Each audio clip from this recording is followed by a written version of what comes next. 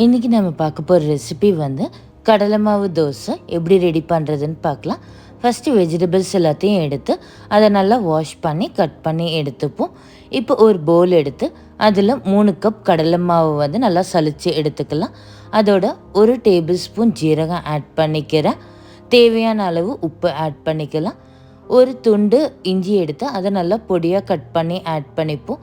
3 பச்சை மிளகாய் எடுத்து அதையும் பொடியாக கட் பண்ணி ஆட் பண்ணிக்கிறேன். கொஞ்சமாக கருவேப்பிலை எடுத்து அதை 2 கிள்ளி போட்டுக்கலாம்.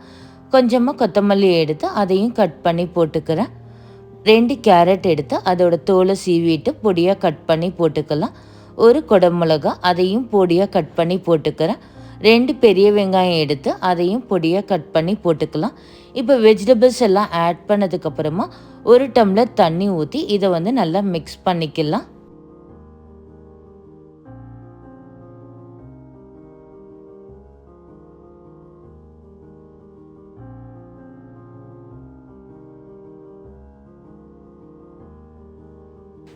தேவைப்பட்ட இன்னொரு 1/4 டம்ளர் கூட நீங்கள் தண்ணி ஊற்றி இதை நல்லா மிக்ஸ் பண்ணிப்போம்.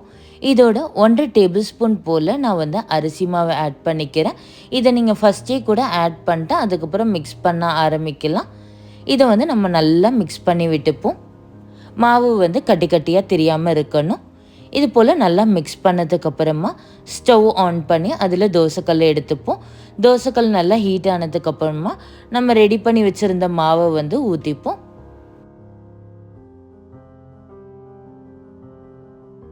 இப்போ இதில் 1 டீஸ்பூன் போல் நான் எண்ணெய் ஊற்றிக்கிறேன். இது நல்லா குக் ஆகட்டும். குக் ஆனதுக்கப்புறம் திருப்பி போட்டு இன்னொரு சைடையும் குக் பண்ணி எடுத்துப்போம். இப்போ இது வந்து 2 சைடும் நல்லா குக் ஆகிடுச்சு, எடுத்துருவோம். சூப்பரான டேஸ்டியான கடலை மாவு தோசை ரெடி ஆகிடுச்சு. கண்டிப்பாக இதை ட்ரை பண்ணி பார்த்துட்டு எப்படி இருந்ததுன்னு கீழே கமெண்ட் செக்ஷனில் கமெண்ட் பண்ணுங்கள்.